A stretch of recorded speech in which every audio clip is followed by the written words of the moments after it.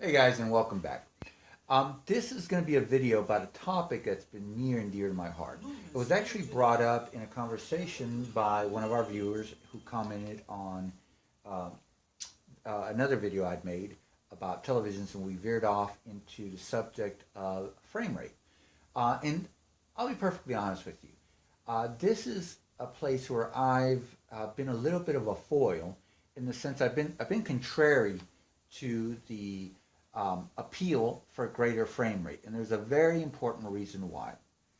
Now, the reason why this ties in to the 9 gen is because basically the paradigms have already been established for the mid-range or the mid-generation refreshes, I should say. And that is the mid-gen refreshes are designed to do one thing and one thing only for the most part, and that is to fill in the resolution gap. Now, the Xbox One X does a much better job than the PlayStation 4 Pro, but that is, for the most part, what they're designed to do. I think a lot of us felt that these consoles were underpowered to begin with, but to be perfectly honest, they're well within the certain paradigms, the mathematical paradigms of an order of magnitude of increase, and generally about an order of magnitude of increase in processing power over the previous generation.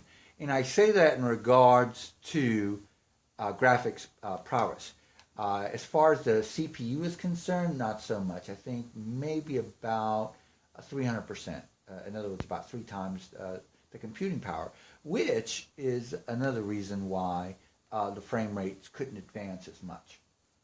Having said that, I do want to make sure I put this out there. No, I don't believe that 60 frames a second is absolutely necessary for every single game. But I do want to say this, from an empirical standpoint, it absolutely is something better. But the reason why I say it's not completely necessary is that there is a huge cost to, it's one of the most resource hungry features that you can have in a game as far as doubling the resolution. If it were just a question of the graphics power, the processing unit, that'd be one thing. But it's not. It's across the board. It's a very demanding, and for whatever reason, I wouldn't think, and I guess it harkens back to the fact that we don't have a 10 times increase over the processing unit for the CPU, the general central processing unit. As far as power, we don't have a tenfold increase. It's only about 3 times. That's basically one of the things that's holding it back. And the main reason is, which goes back to price, is that we're dealing with APUs now instead of a discrete processing unit and a discrete graphics processing unit. And because of that, there was the sacrifice. When you're having to sacrifice one or the other, the temptation is to sacrifice the central processing unit, because you can keep things the same as far as the type of AI and physics, or you can make modest increases and upgrades in those areas. But where you really want to focus on as far as selling the console is in the graphics department.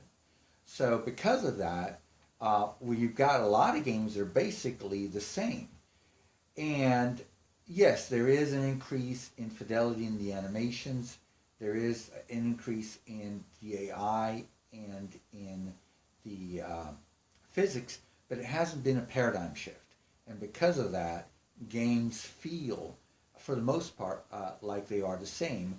And when you establish a baseline of what is going to require 30 frames a second and what isn't, going from a PlayStation 4 and a PlayStation 4 Pro, you're not going to get the increase in frame rate that you would think you want to do, unless it's a game that was running at 30 frames a second that happened to underutilize the central processing unit to begin with.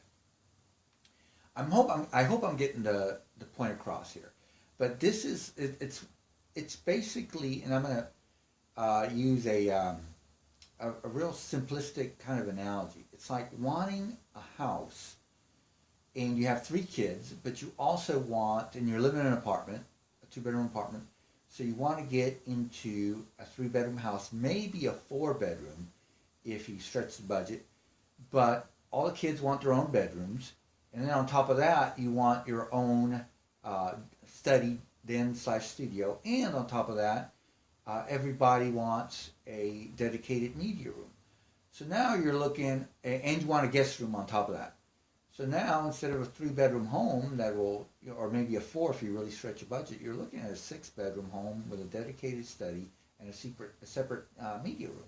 So you really, it's unrealistic to expect a huge leap in frame rate when basically you've got a unit or a box, a console that's designed to address resolution, and that's because these consoles landed right at the onset of the introduction of 4K. So while they, for the most part, handled 900p and 1080p much better than the previous consoles, while at the same time giving you a substantial increase in image quality, they're not able to really address the resolution. Okay, so we went on over 6 minutes there just talking about something that isn't even germane to the main subject, which is what's going to happen with the 9th gen as far as frame rate is concerned. Now, I don't want to delve too much into the hardware aspect of it because that's a topic for an entirely different video. In fact, I'm going to make several videos discussing each different component of hardware, and some of these videos might actually be multi-part. But I do want to say there is the entirely possible for initially, because the 9th gen should address the central processing unit in a way that wasn't possible initially. Or from the 7th gen to the 8th gen, because we are going from like to like. In other words, we're going from one APU to another. And not to steal too much thunder from my other videos, but we're going from a 28 nanometer processing unit to a 7 nanometer processing unit. I'm not going to get into the specifics of math, but there is the distinct possibility for an increase of an order of magnitude as far as transistor count, for not just the GPU, but the CPU as well. So we can get an order of magnitude increase from GPU, from a graphics perspective, and from a computing logic perspective as well. Now, there is a caveat. I understand some of you guys are much more adept at electrical engineering and all of the facets that go into making a processing unit or integrated circuit than I am. So I understand that it's not, you don't get the same amount of gains for your investment in transistor going from a CPU to a GPU. I'm fully aware of that. But having said that, the increase in both these areas are still going to be much more substantial than they were when you had to incorporate both of them and put them on a single chip and then sell that console for cheaper than you initially sold the consoles before that. If anything, these consoles should be getting more expensive and not cheaper. And you can't have your cake and eat it too if you're asking for more but willing to pay less. But I digress. So what I mean by that is, yes, we will have more CPU processing power. So what does that mean initially? Initially, it means, yes, you are going to get 60 frames a second, possibly 4K. And by that, possibly 4K, what I mean by that is that in most games, 4K isn't an absolute necessity. In fact, I would wager that even with the increased in render quality that we're experiencing right now with Assassin's Creed Origins, we're not getting full 4K. I think this game on the Xbox One X initially ran between 1700 and 1800p. I have to say that I've noticed an increase in rendering quality. I've noticed an increase in resolution, I believe. But I don't think it's quite full 4K, nor does it have to be. We're probably looking at around 1944, either 1900p or 1944. And that is more than enough to really saturate an image with better rendering techniques, better lighting, high resolution texture, being rendered at 1944.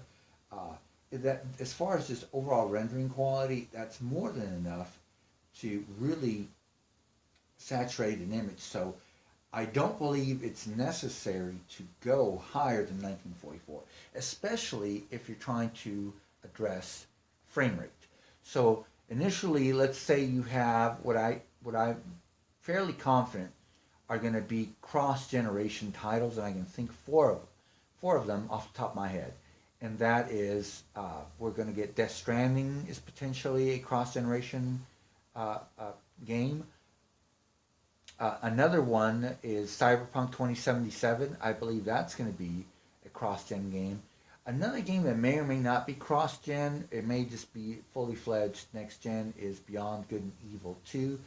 And trust me, we're going to be covering that game as far as what it represents in 9th gen gaming. But I do believe that that is headed towards 9th gen, and it may or may not be playable on 8th gen. I'm not entirely sure yet. I don't know enough about that. Another game, so I believe that makes 3. Cyberpunk, Death Stranding, and Beyond Good and Evil 2. The fourth one, again, from Ubisoft, is Avatar, the Avatar game. I believe that if they're really going to give us a true representation of Pandora, and they may not have to render the entire planet, but let's just say it's a very large section of it with great variety and scale and verticality, then that's going to be a game that absolutely needs to be done in 9th gen. Now it may be a cross-gen game as far as being able to play it also on the 8th gen. I'm not entirely sure.